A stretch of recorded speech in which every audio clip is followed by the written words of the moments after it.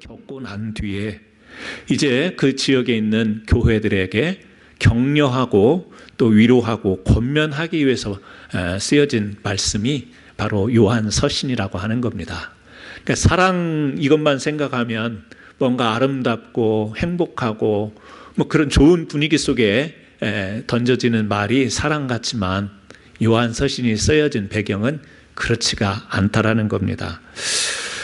요한 일서는 사도 요한이 그 말년에 소아시아에 머물고 있을 때 그 지역 교회가 큰 시련, 아마도 에베소 교회가 아닐까 이렇게 이제 생각을 하게 되는데요. 그래서 2장 19절 말씀에 보게 되면 이런 말씀이 나오죠. 그들이 우리에게서 나갔으나 우리에게 속하지 아니하였나니 만일 우리에게 속하였더라면 우리와 함께 거하였거려니와 그들이 나가는 것은 다 우리에게 속하지 아니함을 나타내려 함이니라. 누군가 나갔다라는 거예요. 우리에게서. 그러니까 교회에서 나갔다라는 이야기죠. 예수 그리스도를 주로 믿는 이 교회 공동체에서 나간 무리들이 있음을 이야기를 합니다. 그러니까 우리가 이 한 구절을 통해서 알 수 있는 것은 뭐냐면 이 교회 안에 거짓 가르침을 가르치는 교사나 이단이 있어서 이 무리들이 교회 안에서 들어와 가지고 막 영향을 끼치려고 할 때 교회가 이들을 잘 차단시키고 또 그들을 이제 교회에서 내보내는 일, 다행스럽게도 그와 같은 일을 겪고 난 뒤에 지금 교회가 어려움을 겪고 있을 때 그런 배경에서 쓰여졌다라는 것을 이 말씀 속에서 찾아볼 수가 있습니다. 이단들이 막 들어왔어요. 그래서 막 교회를 흩트리려고 하고 성도들을 흩트리려고 합니다. 그런데 다행히도 그 무리들이 떠나게 됐다. 지금 그런 이야기 아니겠습니까? 옛날이나 지금이나 이 거짓 가르침을 가지고 있는 이단들이 교회 안에 들어오게 되면 그 교회는 굉장히 어려움을 겪게 됩니다. 가장 첫 번째 영적인 어려움이 다가오고 두 번째는 이 성도들이 분열을 맞이하게 되는 어려움을 겪게 되는 것이죠. 하나님의 교회는 하나님의 귀한 진리의 말씀으로 하나가 되어지고 또 그 하나님의 부르심을 통하여서 하나님의 영광을 드러내는 그 합력하여 선을 이루는 교회가 되어야 되는데 이 분열의 현상이 일어나는 것, 이단들 또 거짓 가르침, 잘못된 가르침이 들어오다 보면 그런 일들이 생기는 것이죠. 그래서 2장 13절에 이렇게 이야기를 합니다. 청년들아 내가 너희에게 쓰는 것은 너희가 악한 자를 이기었음이라. 악한 자를 이기었음이라. 2장 14절에 청년들아 내가 너희에게 쓴 것은 너희가 강하고 하나님의 말씀이 너희 안에 거하시며 너희가 흉악한 자를 이기었음이라.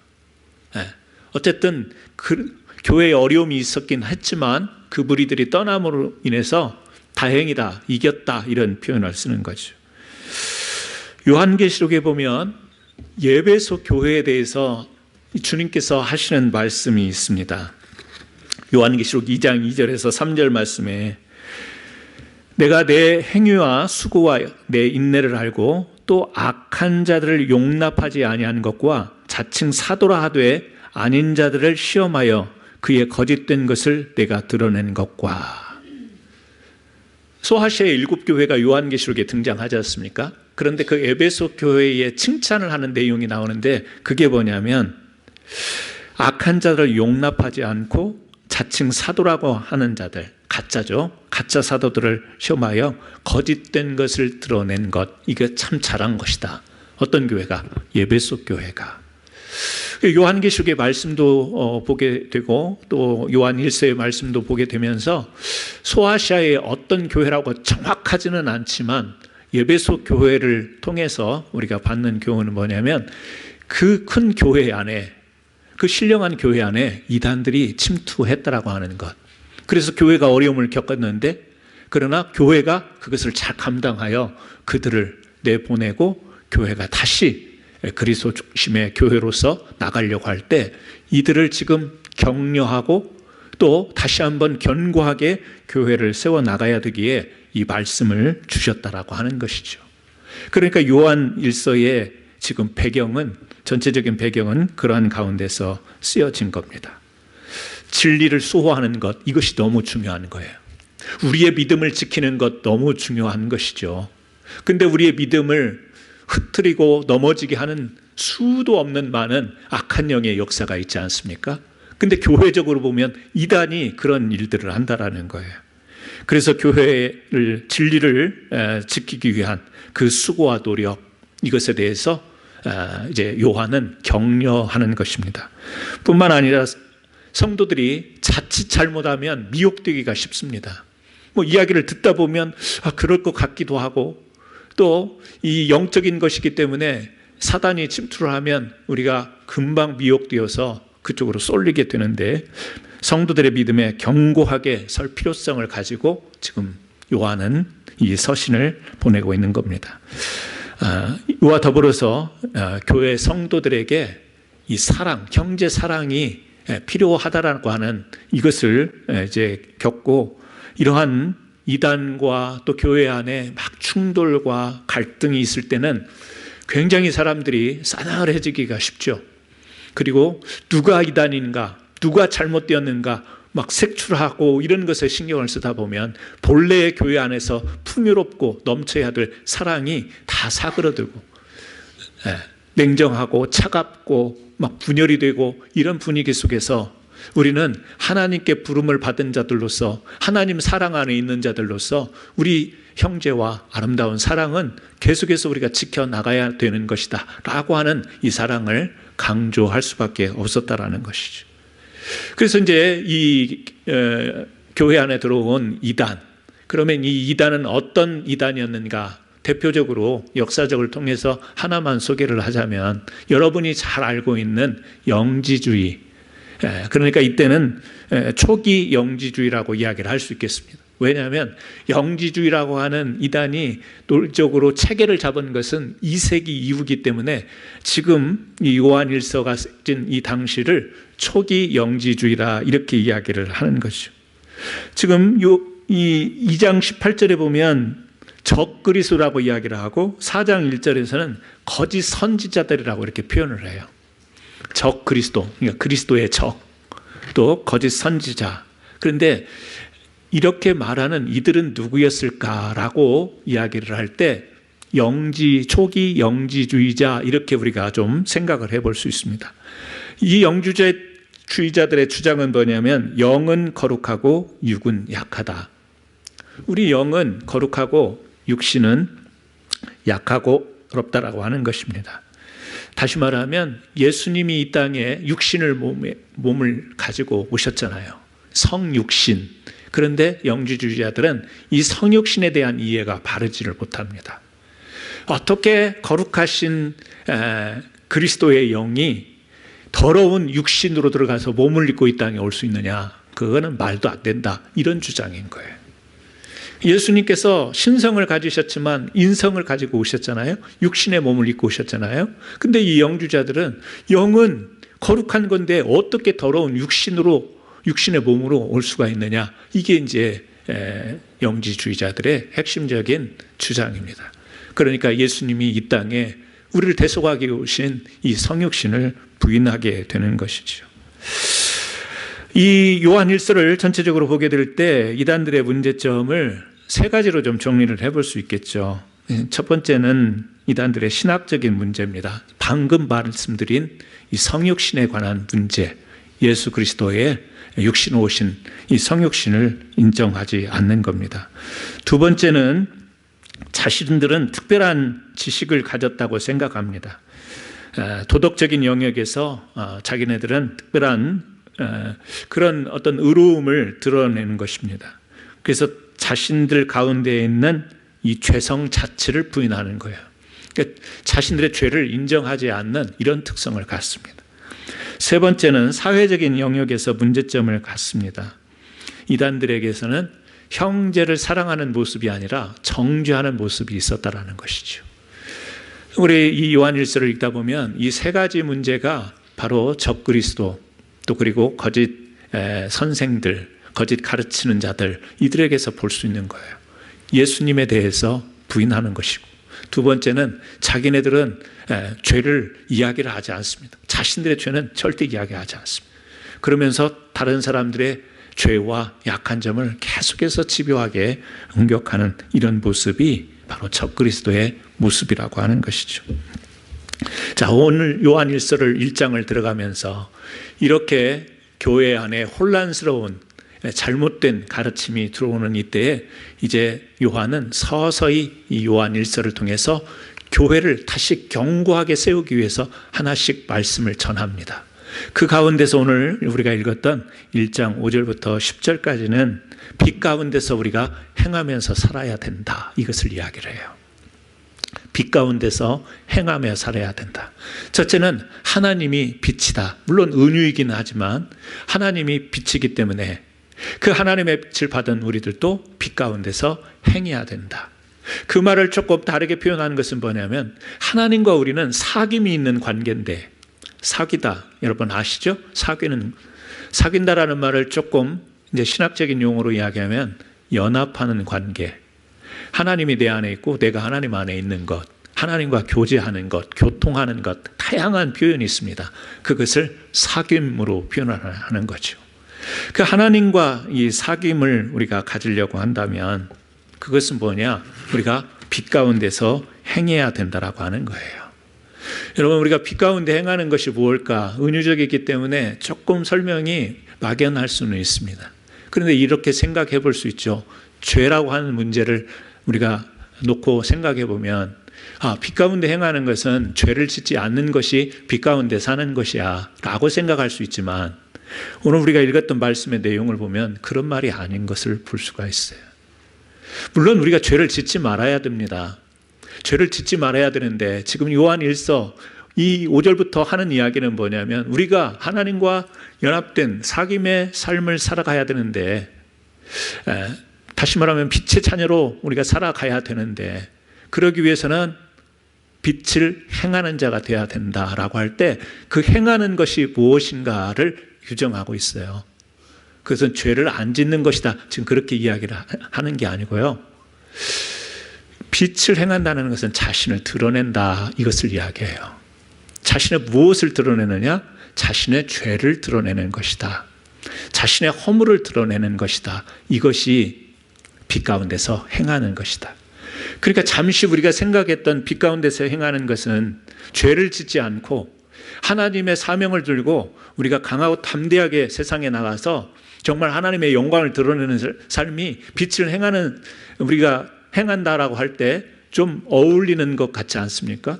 그런데 지금 요한 1서에서는 우리가 생각하는 것과는 조금 다르게 빛 가운데서 행하는 것은 우리를 드러내는 것, 하나님 앞에 드러내고 또 때로는 공동체 앞에 드러낼 수 있습니다.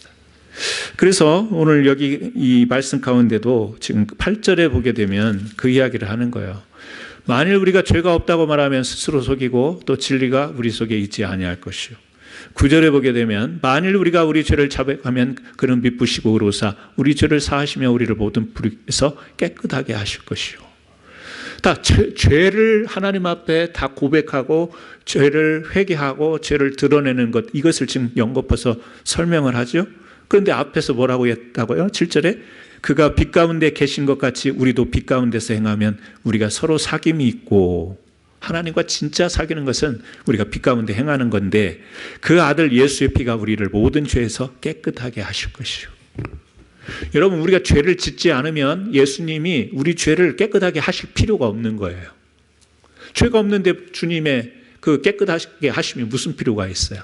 그러니까 주님이 우리를 깨끗하게 하셨다, 모든 죄에서 깨끗하게 하셨다라고 우리는 주님을 필요로 하는 분이잖아요. 그렇다면 빛 가운데서 행한다 그 말은 우리가 죄를 안 짓는다 그 말이 아니고 지었던 죄를 주님 앞에 다 드러낼 수 있는 것, 이것을 이야기하는 것이고. 여러분, 죄 안 짓고 사는 사람이 어디 있습니까?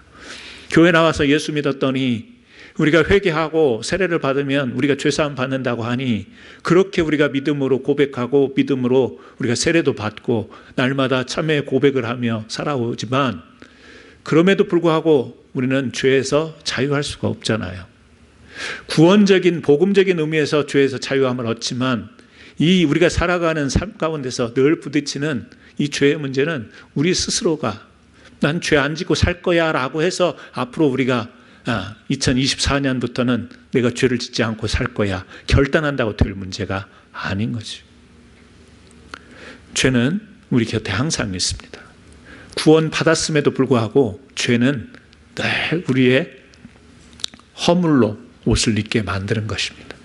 그래서 필요한 것이 예수가 우리를 깨끗게 하는 것이 필요한 건데, 여러분 날마다 찬송하면서 날마다 듣는 말씀이 이 말씀 아니겠어요? 뭐예요? 하나님 앞에 고백하고 죄를 회개하는 것. 그런데 가만히 생각해 보세요. 사람이 사람을 사귀려면 자기를 드러내야 사귈 수가 있는 거예요. 여러분 누군가하고 친해지고 사귀고 싶은데 자기 속을 드러내지 않는 사람과 사귀고 싶은 사람 계세요? 그런 사람은 아마 없을 거예요. 사람을 겪다 보면 자기 속을 드러내지 않는 사람이 있어요. 여기는 한 분도 안 계시지만 저쪽 동네는 있었어요. 자기 속을 이야기를 안 해요. 저는 그런 것을 많이 겪습니다. 죄송한 이야기지만 이런 이야기를 해서 도움이 안 될 것 같긴 하지만 목사님들끼리 모임을 가서 어떤 때는 이렇게 좀 사귀고 싶은 마음이 생겨요. 선배 목사님도 계시고 후배 목사도 있고 또 동갑내기 목사도 있으면 내가 목회하는 목회 가운데서 힘들고 어려운 점들을 같이 좀 이야기를 하면서 내가 찾지 못하는 답을 그분의 목회 속에서 답을 찾고 싶은 마음이 있을 때가 많아요. 그래서 막 쫓아다녀요.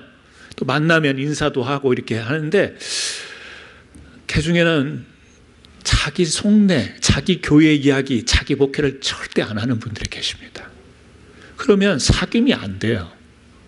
그냥 밥은 먹을 수 있고 얼굴로 웃는 표정과 이렇게는 할 수는 있지만 사귐은 안 돼요.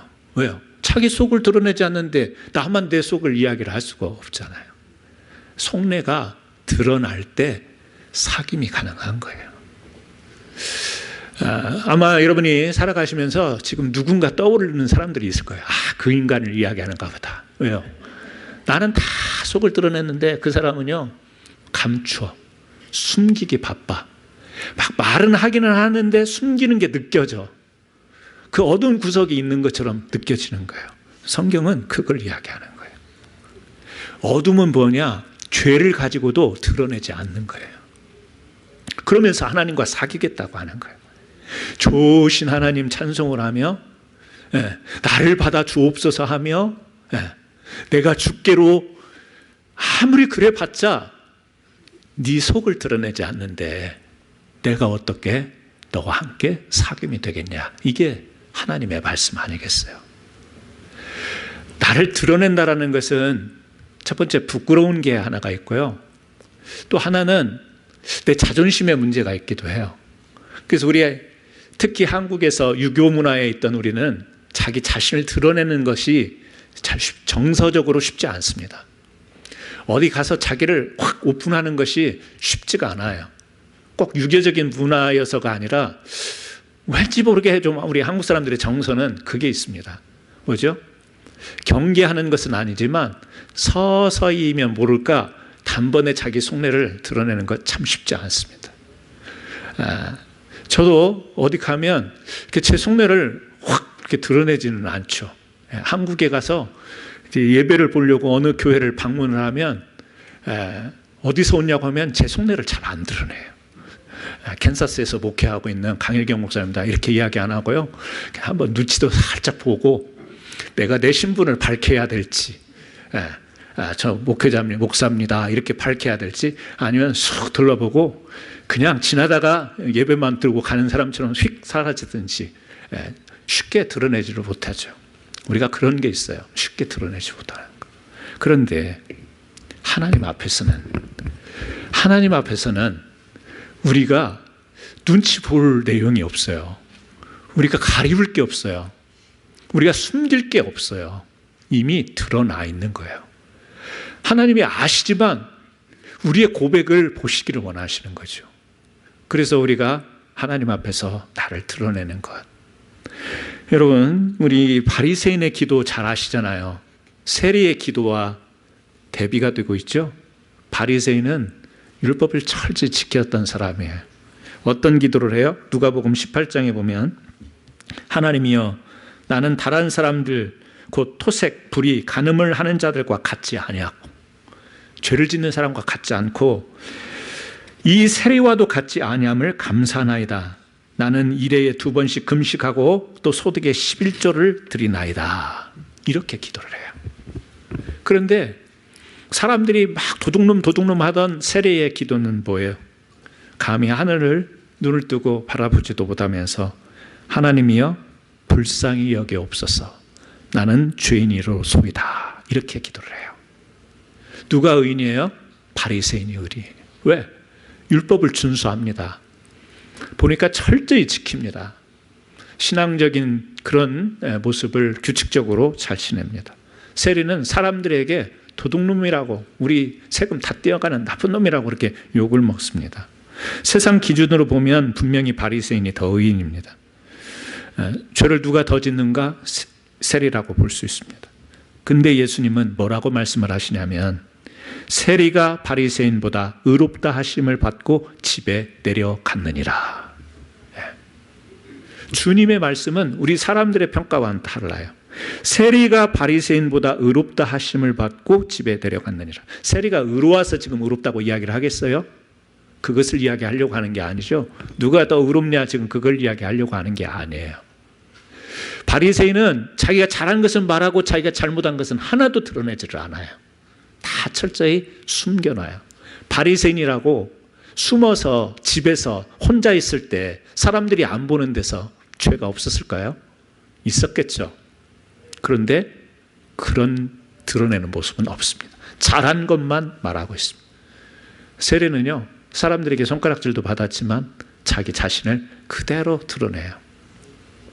하나님이여 불쌍히 여기옵소서.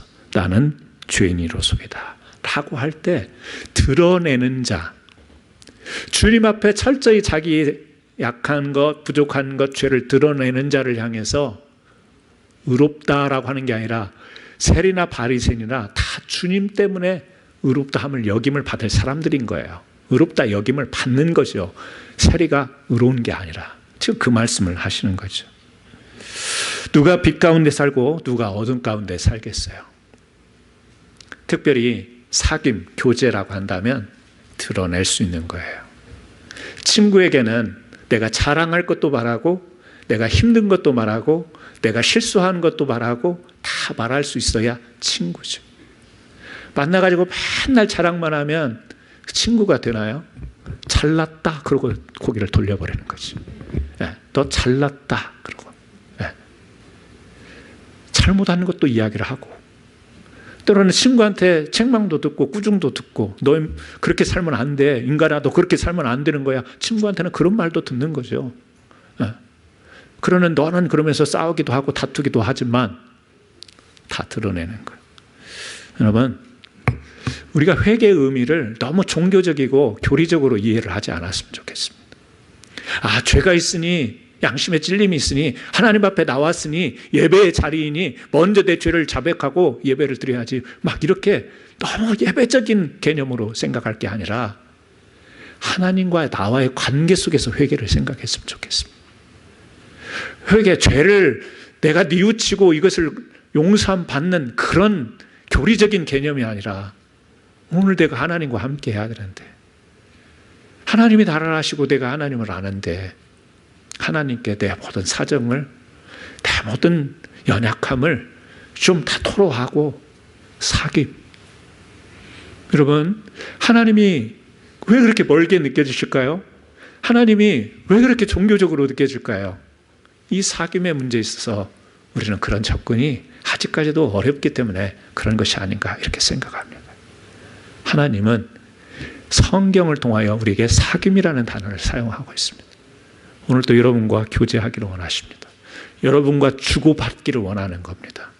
좋은 것 있으면 주기를 원하는 거고요. 잘못된 것 있어서 위험한 것은 주님이 얼른 빨리 빼앗아서 너 위험해 그러면 안 돼. 너 그거 가지고 그러면 안 돼. 너를 위해서야 라고 이렇게 상호적으로 오늘 빛 가운데 행하는 귀한 성도님들 되시길 바랍니다. 그것은 어둡고 감추고 숨기는 게 아닙니다. 물론 사람 앞에는 그럴 수 있습니다. 우리 성도들 간에도 다 오픈할 수는 없습니다. 빛 가운데서 행해야지 해가지고 자기의 온갖 막 죄를 다 이야기하면 우리 시험 들어요.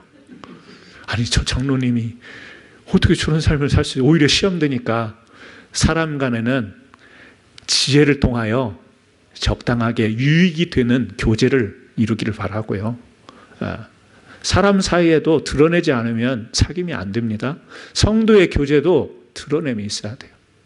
너무 강한 척 하지 말고, 너무 센 척 하지 말고, 너무 아는 척 하지 말고.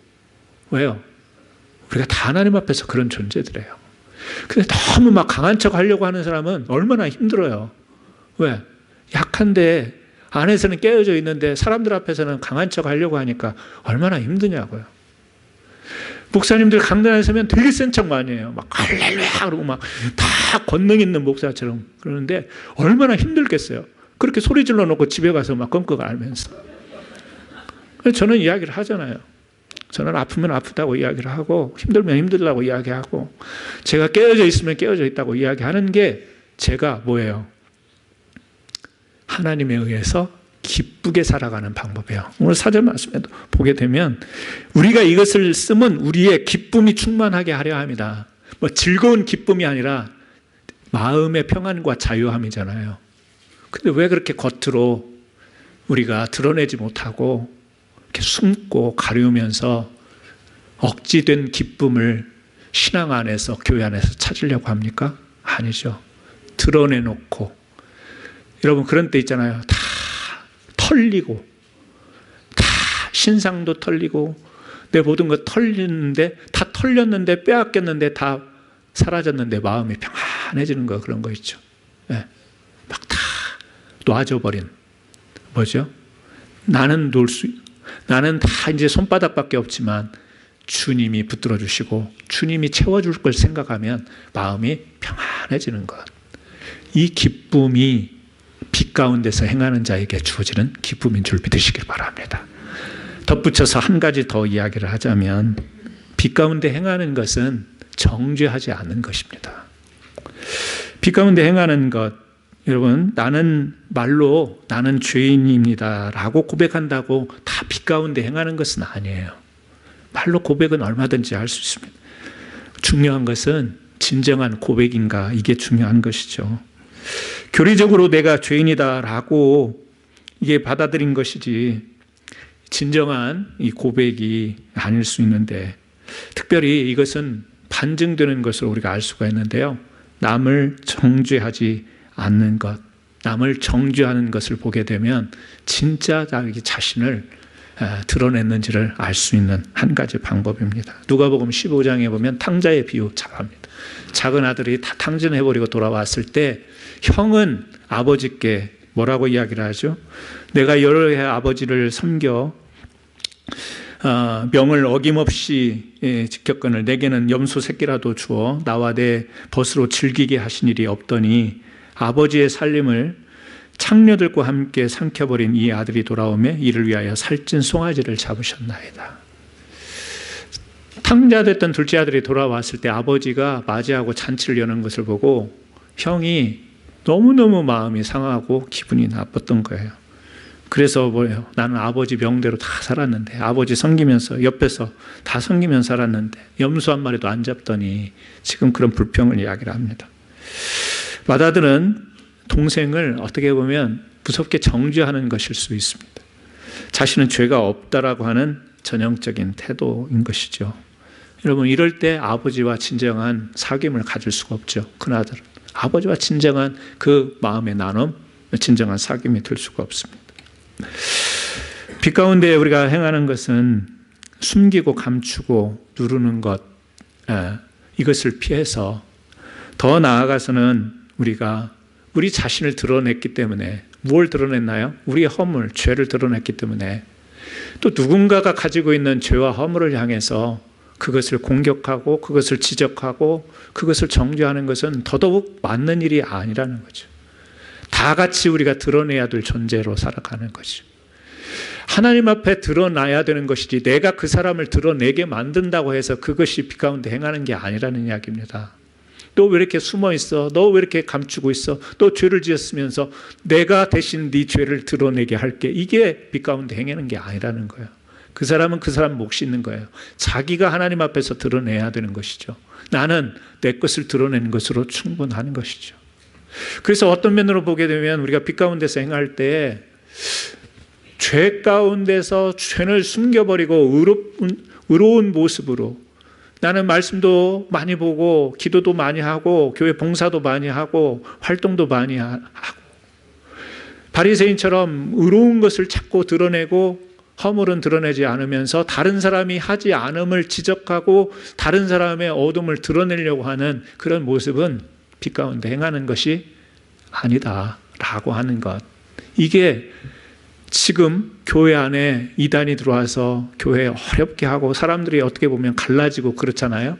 왜? 막 이단이 오니까 막 네 편 내 편도 있었을 것이고 그런 가운데 교회가 다시 견고하게 하나 되어서 반듯한 교회, 건강한 교회, 건전한 교회로 가기 위해서 필요한 말씀을 지금 요한은 전하는데 그 중에 먼저 하는 것이 뭐냐? 우리의 죄의 문제가 교회에 와서 주님을 만나서 깨끗하게 됐지 않았냐? 누구나 다 죄가 있었지만 그래서 그 죄를 다 드러내서 우리가 회개함으로 하나님의 빛의 자녀들이 됐지 않았냐? 우리의 정체성, 교회의 정체성을 지금 먼저 다 꺼내는 거예요. 교회란 뭐냐? 다 죄가 있지만 이 죄를 하나님 앞에서 깨끗함 받고 이 허물을 다 용서받은 자들의 모임이 그렇기 때문에 너 나 막 나누고 갈라지고 찢겨지고 이래서는 안 되는 것이고 다시 한번 교회는 예수 그리스도로부터 깨끗함을 입은 자들이 모여서 함께 하나님과 제대로 된 사귐이 있는 공동체가 교회이다. 이것을 이야기하는 거죠. 여러분, 우리 교회는 빛 가운데 행하는 교회가 된 줄로 믿습니다. 우리 성도들은 빛 가운데 행하는 성도들이 된 줄로 믿습니다. 주님 앞에 나오면 자신의 모든 것들을 주님 앞에 참된 고백을 하고 회개와 또 주님의 은혜를 구하는 자들, 또 나처럼 힘들고 어렵고 고난 가운데 때로는 죄 가운데 있는 자들을 지적하고 정죄하는 것이 아니라 내가 통회하고 자복하는 마음으로 그 영혼을 위해서 기도하면서 주님의 은혜가 그 사람에게 나에게 임해서 교회가 은혜로 하나 되어지는 놀라운 은혜가 있는 교회, 이 교회가 바로 이 요한이 지금 권면하고 요한이 격려하는 교회의 모습, 오늘 우리 교회가 그런 모습이 되기를 예수님의 이름으로 축원합니다. 우리 같이 한번 기도하겠습니다. 하나님, 우리 교회 가운데 복 내려주심을 감사합니다. 우리에게는 이단이 들어와서 교회를 힘들게 한 적은 없었지만 그럼에도 불구하고 우리가 미혹될 수 있는 악한 영의 공격은 늘 있습니다. 영적으로 긴장하면서 교회의 그 부르심의 사명을 잘 지킬 수 있도록 먼저는 우리 자신을 하나님 앞에 드러내고 우리의 죄를 깨끗함 받은 이 믿음의 공동체가 정죄의 분위기가 아니고 하나 되는 분위기가 되어서 어떤 이단이 침투해온다 할지라도 물리칠 수 있고 내보낼 수 있고 복음과 진리로 이 교회 안에 충만하게 채워지는 은혜가 우리들의 협력 가운데 이루어지게 하옵소서. 우리 같이 한번 기도하시겠습니다.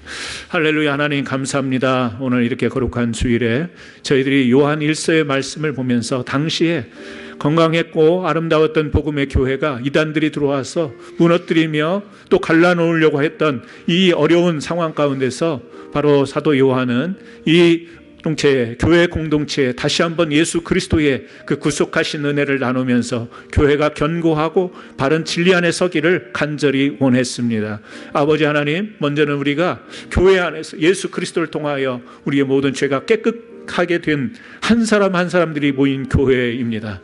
바로 우리가 이렇게 허물이 있었지만 주의 은혜 가운데서 거룩한 백성이 되었으니 이것을 자부심을 가지고 이 믿음을 붙잡고 계속해서 주님이 우리에게 주신 귀한 사명을 잘 감당하는 교회 될 수 있도록 인도하옵소서. 오늘 나눈 말씀처럼 빛 가운데 행하는 자가 되게 하여 주옵소서.